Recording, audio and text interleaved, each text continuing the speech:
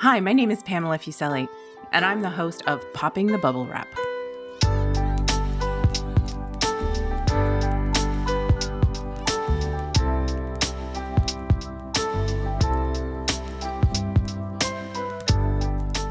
Are you the person in your family who worries about the safety of others, about buying safety products and using them?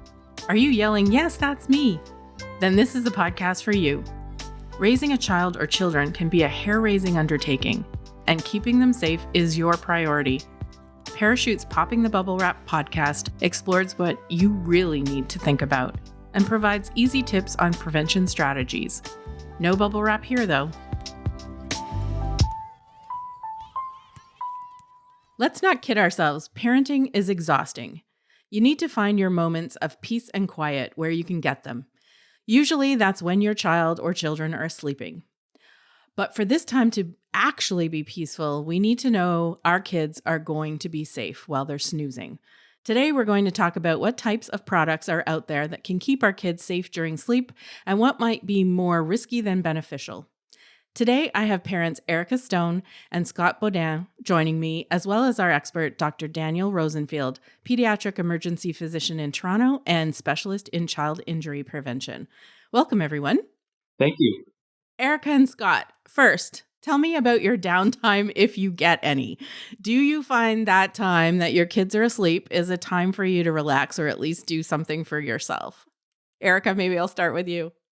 There is not a lot of downtime with a small baby, that's for sure. My little one is 3 months, and sleep when the baby sleeps is a real piece of advice that everyone hates, but it's the only thing you can do.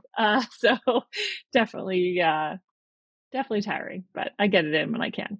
You get it in when you can. What about you, Scott? Is that the same for you? Get your sleep while they're sleeping? Absolutely. And that ends up being very little sleep. I used to read about 30 books a year before I had a kid. And now my child just turned 2, and I think I've read 3 books in 2 years. So downtime has become very much sort of a dissociative part of my life as opposed to any sort of creative engagement. But that's okay. We'll get it back one day. One day. There are so many products out there that are marketed to parents like you for sleep, for sleeping safety or just the sleep environment. There's playpens and bumper pads, cribs, bunk beds when they get old enough. Erica, what kinds of products do you have in your home that help keep sleep time safe for Chloe? What did you buy? I mean, I know she's quite young, but did you buy a bassinet? Do you have a crib? What do you have around the house for her to sleep in? I think I have all of the above. I have a crib in her room, which she's not in yet. So it is kind of just this perfect little nursery that is fairly unused for sleep. But and then we have a bassinet as well in my bedroom. And we also use pack and plays. So I also have a pack and play on each floor of our house so that there is a safe sleeping space in all. I have a dog, so that's a factor for me as well. But each floor actually has, sounds very luxurious, but it's mostly so that I don't have to take the stairs. It's a lazy factor more than anything. So those are my things, and monitors as well. I have a video monitor and I have an audio one as well that I use when she's in one of the other locations. Of course, I don't have a video at each location, so I have just a temporary audio one so I can hear her realistically, but I still use those as well. Right. So you went with a couple of different options for sleep time. Scott, what's been your experience? What have you used? Is your child in a crib? Did you use a bassinet when they were younger? I know they're 2 now, but yes, we did use a bassinet when he was younger, and we'll start in a crib, and we'll try and go as long as we can in a crib, and then after a couple of hours, we'll have a discussion about whether we're going to continue that. He'll often win the discussion, and he'll end up in bed with one of us. And we try. Sometimes my partner and I will just need to either sleep on the couch, or when we were in our old place, sleep in a guest room. We don't have that anymore. But we do have this sort of attachment to the bed which sort of makes sort of like a hospital bed guardrail kind of situation where when the child is sleeping next to us, if he were to roll over to the side, that there is something to catch him there if he happened to move without waking us, which doesn't usually happen, but just is a safety precaution. And we have, as Erica said, we have the monitor, we have the Google Nest, and that works well for us for keeping an eye on him. It's such a great feature to be able to just zoom in on the screen, just to do a little zoom in with your fingers, and you can watch them, even the most minute breaths being taken. We're really lucky in this age of parenting to have these tools at our disposal. And you have a little one on the way, so some of this may change when you have a second baby in the house. Yes, in terms of who is sleeping where, and I think we'll probably have to say goodbye to the crib, because we've decided that we're not going to let him cry it out, and so that means that mom and dad are sleeping with him for the most part. So once the second baby arrives, we don't have we'll probably have to get him into some sort of toddler bed. And then maybe a question that I would ask is, because we were thinking that I might sleep in a double bed or something beside him, but if he were in that on his own, is that going to be too much space for him? So a bigger bed, yeah. Well, we'll put that to Dr. Rosenfield in a second. Can you talk to me a little bit about, Erica, about how you made choices about what you bought? Did you talk to friends? Did you get information from your physician, your parents? What did you find it challenging to buy the products that you did? I found it interesting going and doing the registry at, big box baby store, walking around. And I did find that part a bit overwhelming. You're in a store where you think everything is being, marketed to you and your baby. And I found myself adding some things and then going home and kind of researching and being like, actually, that's not something. I was on the fence about it, but now I know for sure that's something that we shouldn't do. So I found that to be a bit challenging. I know I took a public health course, kind of a, new parent course that was offered by public health in my area. And the nurse running the course was very helpful to say, like, all of these things, like, take them off your registry. Like, do not, don't use any of these things. This is all you need. You really just need, a bassinet. And even then, there's a million different types of bassinets now with the fold down sides and the different sizes. And some of them have, like, even mine has like a mesh side to it, but you can put on like a non-mesh side to it. And it's like, now I can't see my baby at all. So I liked having the mesh so I could at least see the baby from, I lie in my bed and I can see the baby right through the mesh. Right. So I found that challenging. Certainly in looking through the cribs, I felt confident about. I think it's the other pieces like the pack and play. Same thing. I was like, what weight limit is the top part of the bassinet level of the pack and play versus the lower level. And the weight limits aren't that easy to find on the instructions. So even now I'm getting to a point where I'm like, is she too big for now this level of the pack and play? So that's one thing that's been challenging as well. Yeah, there's so many questions. And sometimes you don't know until you go to use the product whether it's going to work for you. Like you said, you replace the mesh with something else, and then it was like, oh, now I can't see. Now I can't see the baby, and I don't like that. So yeah, it's sometimes it's trial and error and experience. And yeah, Scott, Erica just talked about like the number of products or things that you think you have to have when you have a child. How did you and your partner make choices about what you would use? You're obviously, you have a question about beds and, when we're getting to a bit older kids and their sleep. Did you find it challenging to know what to buy and what not to? It certainly is overwhelming, and you definitely, we were definitely getting drawn into the marketing strategies of feeling like we were bad parents if we didn't have every gizmo and every contraption possible. But we we were fortunate that both of our closest friends have families already, so we were able to sort of use them as a guidepost, and very very fortunate to inherit a lot of these items from our friends, and or in a few cases we picked up some new items. But it was we I read a few books that had some very helpful lists of what what you need to get started, and and then uh and then sort of looking at what my friends had, Mhm. and going from there.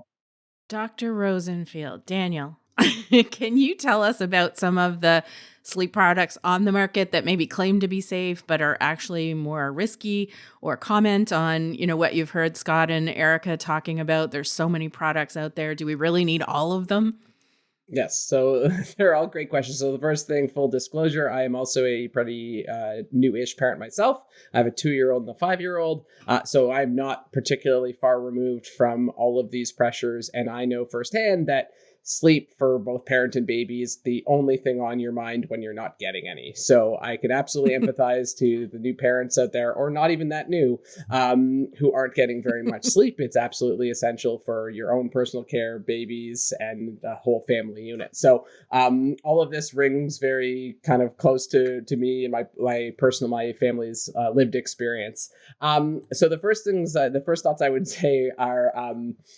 I feel bad for all of us. The marketing machines from all of these respective companies are brilliant. They know how to pull at the heartstrings. The psychology is very strong. They know how to sell their products. The first thing I'll tell everyone is that almost none of these have actually good research data supporting their use. And when I say products, I mean like literally everything. Anything from, this vibration will make them fall asleep faster, or this sound machine is soothing to their ears, or this motion is clinically proven. None of this is clinically proven. And the way you know that is ask them to show you the clinically peer-reviewed journal article, and they don't exist. So I always tell parents, it's an impossible job. You're doing what you think is best for your child, which is always what I see number one in the emergency department is, well, I want what's best for my child, of course.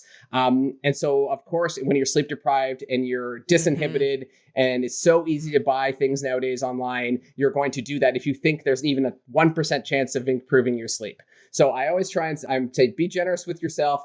Most of these products aren't necessarily actively dangerous, but most of the verified or validated in any sense of the word. Some of the products I kind of roll my eyes at and think this could be dangerous. The things that jump to the top of mind in that space are weighted blankets for babies. I wasn't aware of these when my kids were like in the newborn period, but a few of my friends, because of the work I do, have forwarded me links on Instagram or other social media sites to these types of products. And to me, these are just terrible ideas. Weighted blankets for adults, even those, again, how good the data is that they support sleeping, I'm not so sure. But we know that restricting a baby from in any way, shape, or form by putting any weight on their chest wall is a very bad idea and can potentially contribute to bad outcomes. So that would be one of the ones that I've seen that I just absolutely stay away from. No matter how desperate you are for sleep, there are lots of other things you can try before you land on putting a weight on that infant. There's so many products that come and go these days. I don't really have a great amount of other examples. If Scott or Erica or even yourself, Pam, have seen other things, I'm happy to weigh in my 2 cents. But that was the one that really jumped out at me as a solution without a problem. The idea of just, well, let's keep making this weighted blanket smaller and smaller and smaller until it's the smallest of people, makes no sense to me, and I don't think should be around. The one thing that we often get when we tell people not to use bumper pads or pillows in the cribs, the way that they hit their head on the crib is not going to hurt them. But babies who can't roll and things like that have the potential to suffocate against a bumper pad, those types of things, I think. Yep. And I think the back to sleep. So making sure that, they're sleeping on their back. And those are some things that might be very different from, say, when, Erica and Scott, your parents or even grandparents, were raising their kids. And those do have good research behind them in terms of, whether they are or aren't safe. That's a great point. There, I don't want to say there's no data to support some safe sleep practices. The ones you really highlighted in the last 10, 20, 30, even 40 years of research that are shown unequivocally to decrease the rate of sudden infant death syndrome or sudden unexplained infant death are going to be back to sleep, non-smoking environments. So if you are a smoker, it doesn't matter, even if you only smoke outside, any substance used by the parent, any thick padding, blankets, pillows, loose fitting bedding. And I'll say in the era of Instagram where people are showing off the nursery, it's always full of pillows in the crib. And I'm like, that's fine for the photo. Those all have to be gone by the time the child's going to bed. There's actually some emerging data talking about pacifier use as a protective factor. So it's not that every baby needs to have a pacifier. Some people don't like that idea. That's okay. But there is data that says a pacifier, once breastfeeding is established, can be helpful and reduce rates of that. And nursing period. Human milk has been shown to be a protective factor for that as well. So those are ones where there's lots of unequivocal, good peer-reviewed research to say this will decrease rates of SIDS and things in that space. So that was a good point. So yeah, no, thanks for that. We're going to take a quick break and be back in a moment. Nearly 3 decades ago, Amazon set out to be Earth's most consumer-centric company, where people can discover and purchase the widest possible selection of safe and authentic goods. As part of that mission, they obsess over earning and maintaining trust by ensuring that they provide a trustworthy shopping experience. Amazon is dedicated to helping you make informed choices and use your purchases safely. Visit www.amazon.ca/product safety and usage and explore expert safety tips, articles, and videos from our partners to ensure a secure shopping experience. Scott and Erica, before the break, Daniel was telling us about, some of the things that were, proven to be safe and others that don't really work or don't actually have good evidence around. Do any of the things that he talked about surprised you? Erica, maybe I'll start with you. I'm not surprised that there's anything out there that's being marketed to parents to sleep more. Like, I know that sound machines are a very common one. I think finding that data and discerning between whether or not it is, something that's safe versus what is marketing data is really difficult for a parent. So that part doesn't surprise me too much. I did sort of have a question about swaddling. Swaddles is one too, that there's a lot of different versions of swaddles being marketed out there. The ones where their arms are kind of pinned, like a little, there's like a swaddle. It's like a little Houdini. It's a name of what it sounds like, Houdini. And I think it's because it's so challenging to get out of, which is a bit concerning.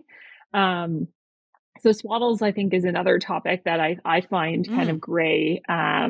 When I took the course, the nurses said we swaddle now with the arms out so that they can, show hunger cues and all that. So we never swaddled our arms for our baby.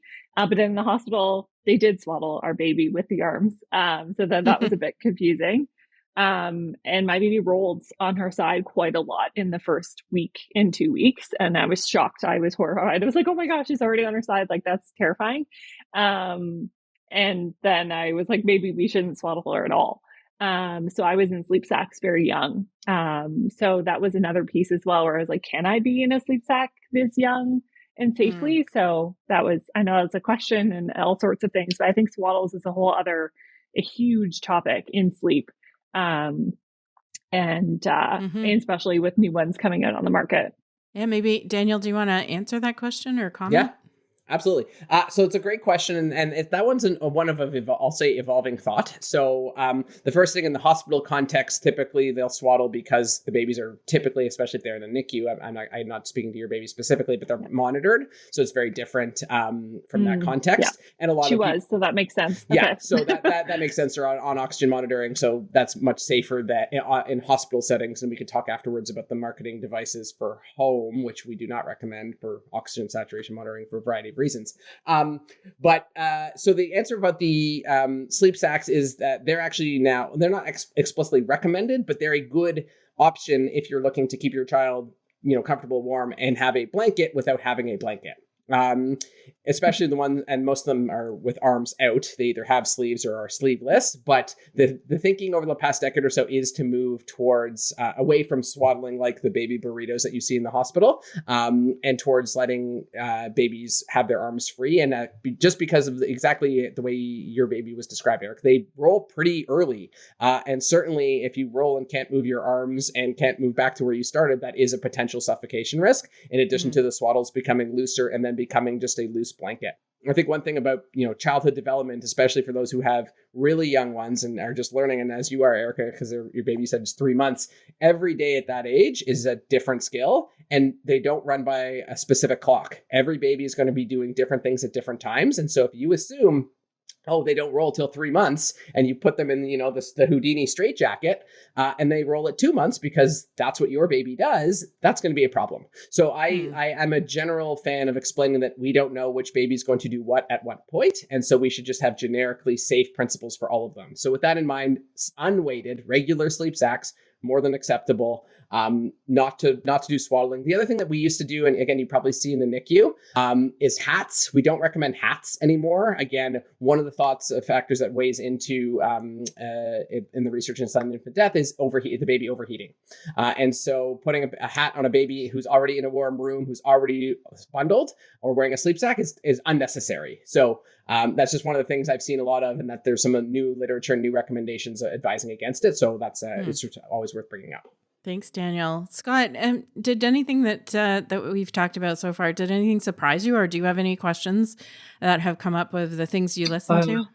I guess now that my child is turning 2, is when could you, he still sleeps in a crib, when can you start introducing pillows into their sleep? When he sleeps in our bed, he seems to be crawling up, putting his head beside mine, but I don't know if that is because he wants to be just close to me, or if that's because Dad has a good pillow that he... Of course it's because Dad is a great cuddler and has nothing to do with your pillow. The short answer to that is, at age 2, presuming he's developmentally normal, because obviously if he's 2-year-old, if we're talking about other generic children who are maybe developmentally delayed or don't have the typical physical abilities of a 2-year-old, it's a very different discussion than we're talking 2 months. So 2 years, I presume the child is walking. I presume they're able to, tell you when something's wrong. They're rolling around in the bed. They're probably kicking you. So they can use blankets. They can use pillows kind of regularly. A lot of them won't know what to do with them at that age. They'll just be, you'll put them in there confused, but others will like it. So to me, it's more of a trial and error. See what gets the 2-year-old, what do they like? I know you asked at the very beginning about bed size. Honestly, this is kind of, I won't say it's common sense. It's whatever they prefer. I'll tell you, most children, a giant bed, they might feel very foreign in. Most beds at that age are small because they're small people. But there's nothing inherently wrong with it. What I will say, the only thing I'll say from my emergency work is think about the height of the bed, guardrails on the bed. There's often these transition beds that have built-in little guardrails because they're just learning to be in a bed by themselves, and they were used to a crib where they rolled into it and rolled into a wall. We see lots of kids who kind of fall out of the bed, and if they're falling out of a low bed onto carpet, you never make it to the emergency room. But if the bed's 3.5 feet tall with a padded mattress onto hardwood or tile, you often end up in my emergency department. So that's, to me, the more common sense approach to bedding as children get older. That's a really good point. And I think this conversation has really shown that, sleep or not is not an easy question. And there's so much to think about, but there's also a lot of things that you might think you need that you don't need. And to seek out some credible sources, like parachute.ca. We have lots of information there. Health Canada has good information on products that have been regulated, and places like the Canadian Paediatric Society has really good information. So going to those credible sources is really important. So Scott, Erica, Daniel, I really appreciate the time you've taken to come on this podcast, talking about your experience and challenges with sleep, not only safe sleep, but just sleep in its true form.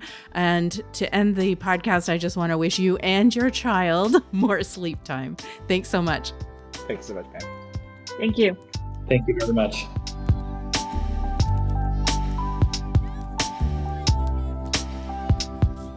Thanks so much for listening to this episode. Popping the Bubble Wrap is a podcast of Parachute, Canada's national injury prevention charity. We release episodes monthly. Visit us at parachute.ca and follow us on Instagram and Facebook at Parachute Canada. Don't keep us a secret, though.